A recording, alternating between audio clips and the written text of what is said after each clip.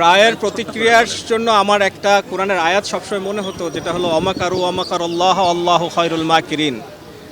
তারা ষড়যন্ত্র করে, আল্লাহ পরিকল্পনা করে এবং আল্লাহই উত্তম পরিকল্পনাকারী। আজকে এই দিনে যে সবচেয়ে বেশি খুশি হতেন তিনি হলেন আমার মা, যিনি চলে গিয়েছেন। রাজনীতির অবসান, অপরাজনীতির অবসান হোক। আজকে আমাদের পরিবার অত্যন্ত আনন্দিত। গত 15 বছর এই ফ্যাসিস্ট সরকার বিভিন্নভাবে হয়রানি করেছে, আমাদেরকে শারীরিক, মানসিক এবং অর্থনৈতিকভাবে ক্ষতিগ্রস্ত করেছে। এবং বিশেষ করে আমার মা তার বড় ছেলের এই দূরে থাকার এবং তার বিরুদ্ধে এই মামলা হওয়ার পর থেকে উনি শারীরিকভাবে ভেঙে পড়েছিলেন এবং অসুস্থ হওয়ার পরে বিগত প্রায় 2 বছর আগে গত ফেব্রুয়ারিতে উনি দুনিয়া থেকে চলে গেছেন।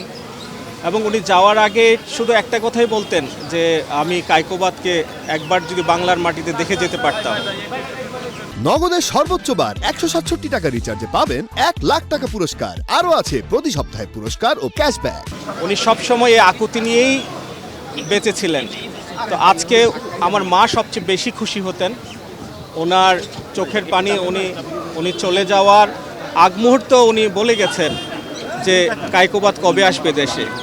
আসলে বাংলাদেশে এই রাজনীতির যে চর্চা গত 15 বছর ফ্যাসিস্ট সরকার করে গিয়েছে এবং এই রাজনীতির অবসান, অপরাজনীতির অবসান হোক।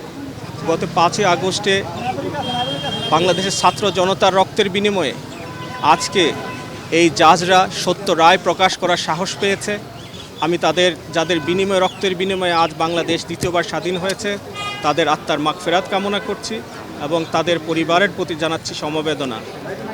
আজকে আমাদের পরিবার অত্যন্ত আনন্দিত এবং বিশেষ করে আজকে বাংলাদেশের প্রাণপুরুষ, যিনি বাংলার আগামী দিনের ভবিষ্যৎ, তারেক রহমানের আগমনের অপেক্ষায় আছি আমরা।